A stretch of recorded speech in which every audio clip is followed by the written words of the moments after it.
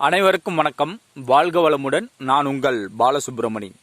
நம்ம இன்னைக்கு பார்க்குற தலைப்பு என்ன அப்படின்னா, பெண்களாக இருந்தாலும் சரி ஆண்களாக இருந்தாலும் சரி, திருமணம் நிச்சயிக்கப்படுது, திருமணம் செய்கிறோம் அப்படின்னா கோயிலில் செய்யலாமா, மண்டபத்தில் செய்யலாமா, எங்கே செய்யலாம் அப்படின்னு ஒவ்வொருத்தரும் ஒரு கருத்து சொல்லுவோம். ஒரு சிலர் தங்களுக்கு அருகில் மண்டபம் இருக்குது அங்கே செஞ்சுக்கலாம், இல்லை அருகில் கோயில் இருக்குது இந்த கோயிலில் செஞ்சுக்கலாம் அப்படின்னு தனக்கு எது சௌரியமா இருக்குதோ அதை தேர்ந்தெடுப்பாங்க. ஆனா நீங்க அப்படி செய்யாதீங்க.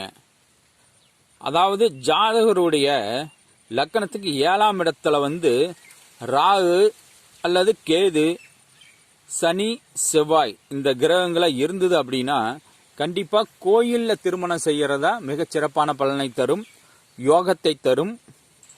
அதனால் லக்கணத்துக்கு 7ஆம் இடத்தில் ராகு, கேது, சனி, செவ்வாய் இருந்தால் உங்களுடைய திருமணத்தை கோயிலில் வைத்துக் கொள்ளுங்கள். அது நல்ல யோகம்.